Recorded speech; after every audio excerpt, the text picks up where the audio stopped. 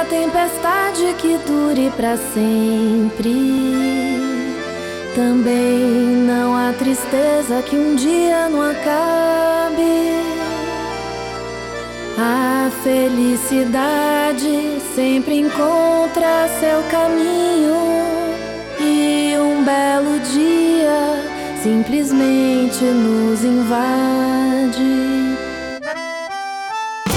É quando chega a hora e o tempo de brilhar, e a semente que esperava começa a germinar, se espalha, multiplica, cresce sem parar, abre como flor de alegria em cada olhar.